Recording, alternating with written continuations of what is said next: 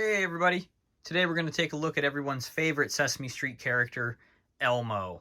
Elmo has been with us for several years. He made his first appearance in 1980 and was made famous by Kevin Clash doing his voice from 1985 to 2012.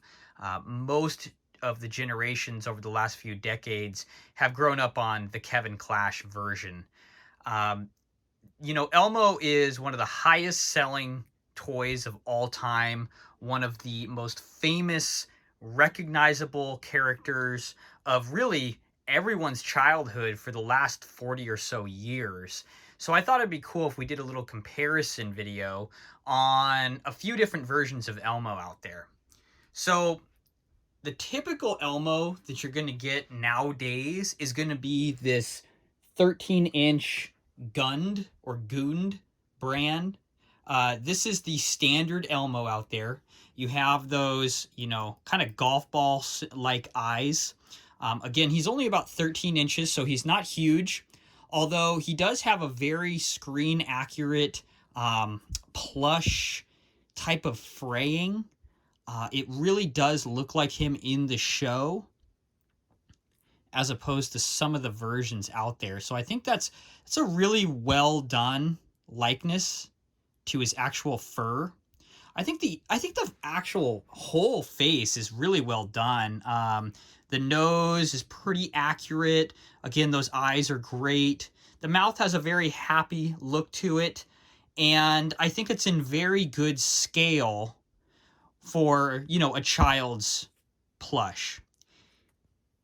If you're wanting something a little bit bigger, I would definitely recommend, if you can find it, Gund makes a jumbo size of Elmo. I believe he's about 41 inches high, and he's gigantic. But if you want just kind of a middle ground sized Elmo, Playskool actually makes their own version.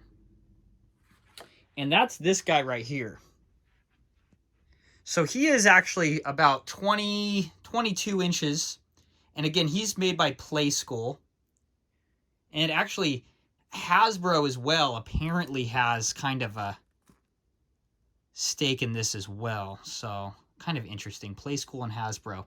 Now, the only thing with this guy, and I found it to be pretty much what everyone was saying, actually, the mouths are not done completely correctly. So you can see how it's a little lopsided here, more open and then more closed on the right.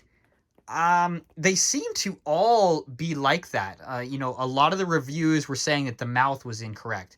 Now, what's interesting is if you just pry it open, it actually, it's not like it was made incorrectly. The dimensions are there. It's just that it's too tight on one end. I actually might put something to kind of open up the mouth a little bit more evenly.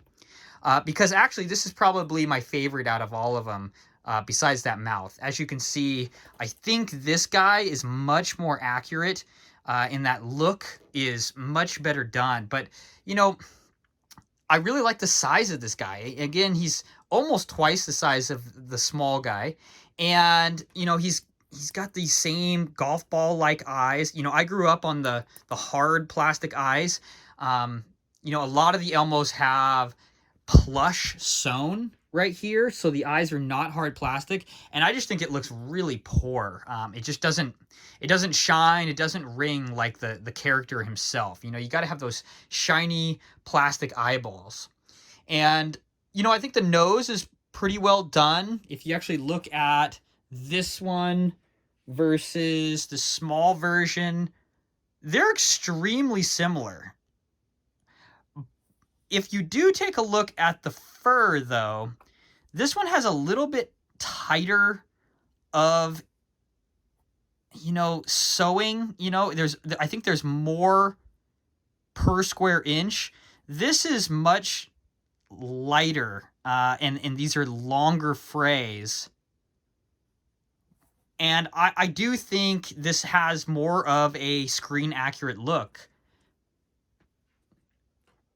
But this 20-inch is really what does it for me. I really like the size of his feet. I really like the feel. His hand is huge compared to the other one.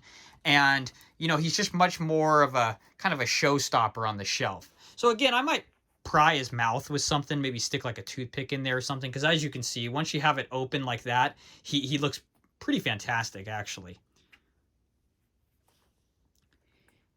Now, the final version we're going to take a look at is actually the highest selling toy back in 1996 when it first came out.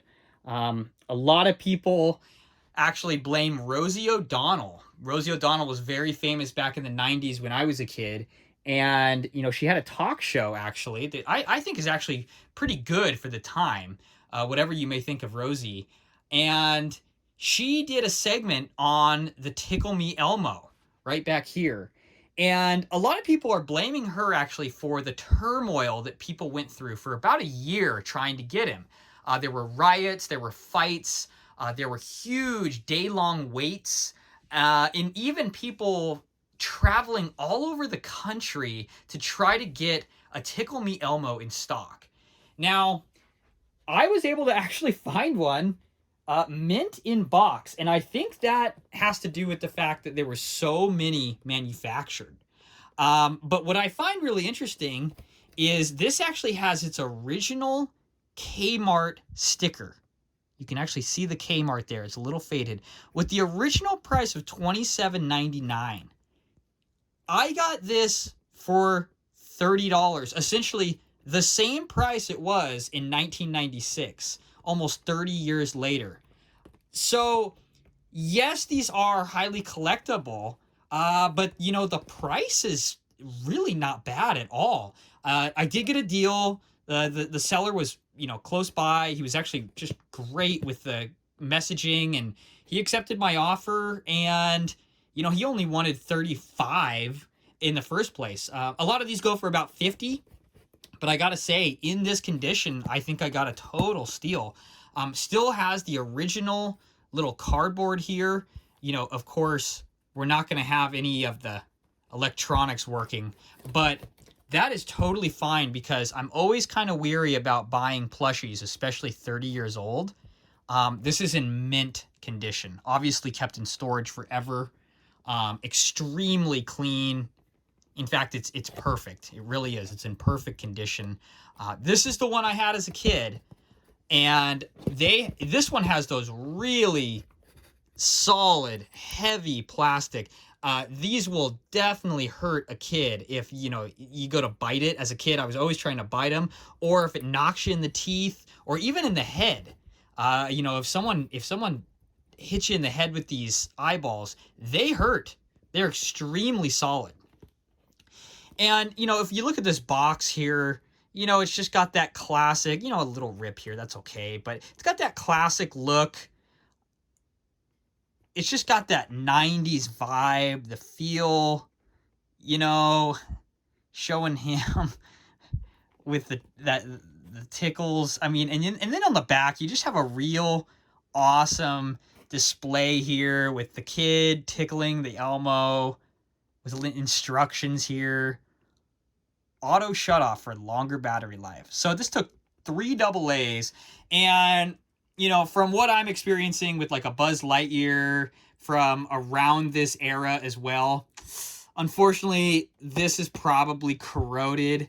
I may take it out and take a look and see if maybe we can salvage, but I would assume it's probably corroded. That's the problem with having AA's, especially 30 years on. But really cool, you know, surface washable, you know, note to parents before you play with this, cut the plastic. It's, you know, this guy's not going to come out of the box. The only thing, like I'm saying, is I might try to take him out, maybe to get those batteries out. But, you know, he is what he is. And for $30, I cannot complain. You know, you got this, again, kind of solid black mouth. They all have that. You know, it's a very hard, stern piece in here with these mouths, which I think is designed to kind of keep the form. You know, the nose is a little bit bigger. If you take a look here with the modern, you know, it's a much bigger nose. This one's a little bit flatter. I do think, again, this guy is much more accurate But the glam factor and that nostalgia factor for this is fantastic. I think this is a collector's requirement. I think if you're going to have a toy room and you were from this era, I think having an original Tickle Me Elmo and maybe even a couple other versions is definitely a necessity. I really love this original Tyco box with that CTW Sesame Street logo. You know, I just really love this guy. This is one of my new favorite additions to the collection. And actually, if you look, the background of this box is actually Bert and Ernie, Big Bird. Looks like Cookie Monster's in there as well. So it's kind of a Sesame Street motif in the back of this box. Really love that. So really an awesome piece, and I can see why it was such a big deal back in the day. I mean, I think it holds up extremely well even today. If I was to choose my favorite out of these, I think the most screen accurate is definitely the 13-inch Gund. I think that my favorite via, you know, the size and just the way it looks on the shelf is probably the Playskool, although the mouth is a little funky. And the original Tickle Me Elmo is probably just my favorite with the childhood memories, but I don't think the look is really my favorite. If I was going to choose one, I'd probably actually go with the 13-inch just because I think it's the best screen accuracy, but it's a little small for me. Although it will fit really anywhere, and for a child, I think it's probably the perfect size. Let me know what you think, and let me know what, you know, if you have a different version or what you think of these or which one is your favorite. You know, let me know in the comments. And, you know, if there are some others that I should take a look at, let me know as well.